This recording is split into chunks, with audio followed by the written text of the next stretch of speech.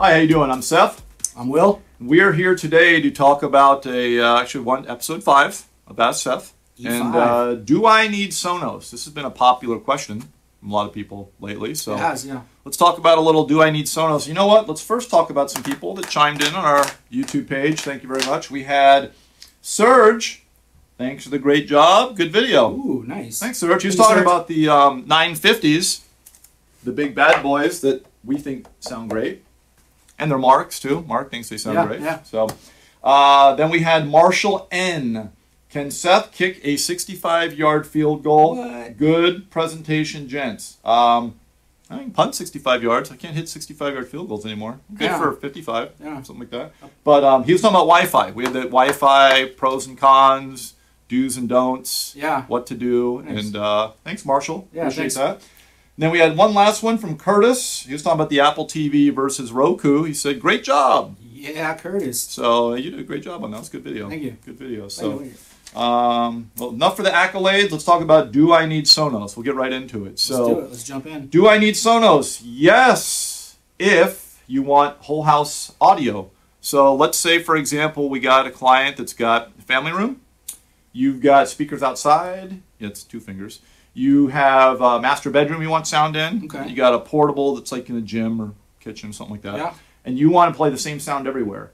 If you touch a button on your phone, bing, bang, boom, you got the same tunes playing everywhere. So if you want that capability, functioning in Sonos' ecosystem allows for that, where everything can either act as its own entity or play everything right away. So that'd be a yes. Yep. Yeah. Yes. Do I need Sonos? If you want a great wireless surround sound solution. Yeah. So if we, Sonos makes a couple sound bars. They make a, what's called the Arc. They make the Beam. And they got this new thing we haven't seen yet. It's called the Sonos Ray, some little tiny doodad thing. But with Sonos, you can have your Sonos soundbar. You can have your almost wireless. We can know why it's almost wireless rears, and your Sonos subwoofer that is wireless, and you have a decent sounding surround sound setup that is much less invasive than lots of surround setups.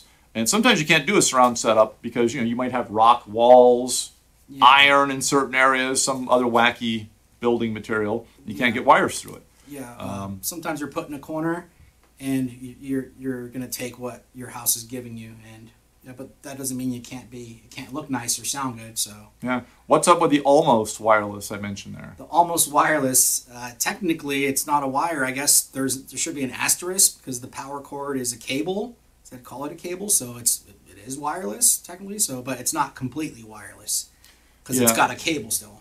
And that's a good point, because we get a lot of calls, people talking about wireless speakers. And with Sonos, for those rears, for example, you still got to plug them into power somewhere. So there isn't anything on the market that's wireless everywhere, where it's just this magic wire speaker that doesn't plug into power and communicates there. So almost wireless, we'll call it. Yeah. But it can be very helpful to not have to go front to back. Yeah, completely wireless. We're not there yet, unless the mothership, George Clinton and the aliens come and drop off a completely wireless speaker, which would be awesome. That'd be a good duo. It's like the aliens from the Creature Cantina or something, along with his band.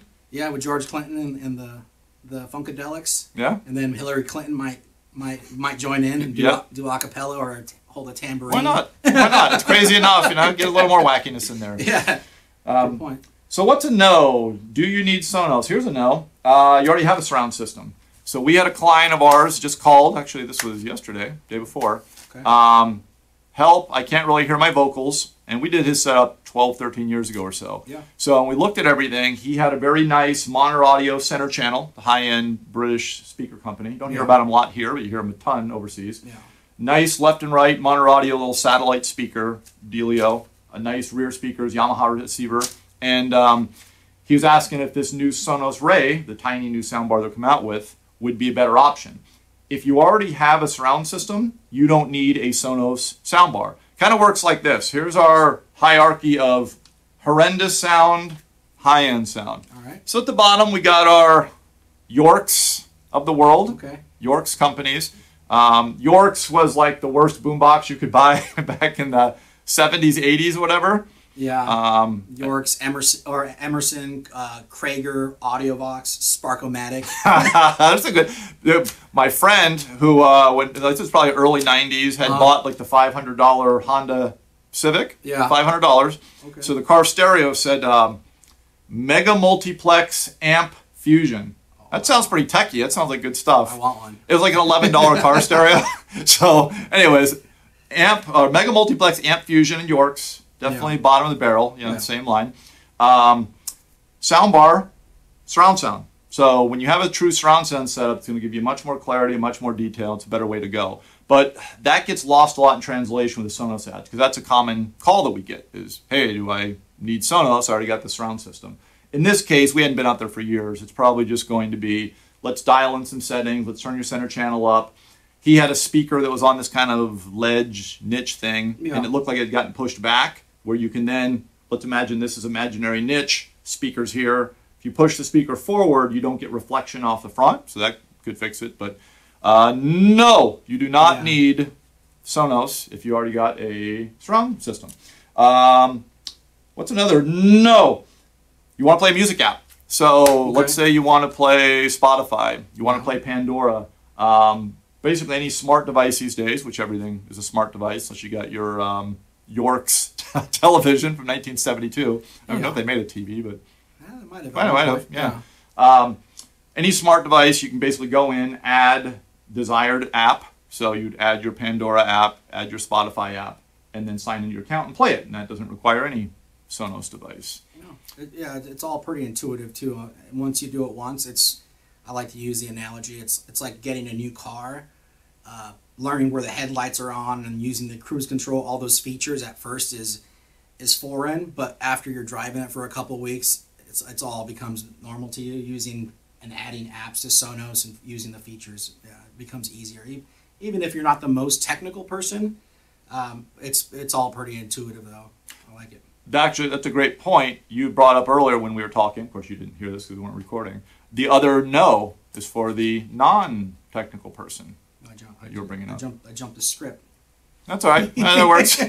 Segue into it. That is a good segue. So let's say that you know, an app. What is an app? I don't know what that is. What is that? What's this Wi-Fi stuff I see all about? Wi-Fi. Yeah, Wi-Fi. Wi-Fi. Let's say you're not very technical. Let's say you got, you don't know about power cycling your phone, power cycling your iPad. You don't know what power cycle means. Nothing wrong with you. I'm sure you're a great human. You just might not be as technical as a Will or myself, or people that understand today's apps. So with Sonos, you're going to be using some form of phone. Of course, this is not a phone. This is representing a phone right now. You're going to be using some sort of phone, iPad to control everything.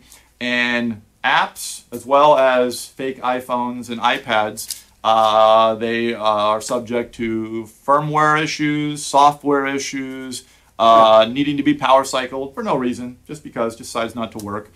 You can have 200 apps open on the thing and it's making nothing work. And sometimes there's just outages. We had outages a few years ago when there were the solar flares, which sounds wacky, but that like took down like cable services all over the place. There's been a few times where there have been just app outages. Oh, remember Amazon? Remember Amazon went down like 10 months ago or something? And basically anything that was Amazon didn't work because they own the world. I thought you were going to go the route that when Enron bought PG&E, the California power company, and started shutting down the power on Californians in the early 2000s.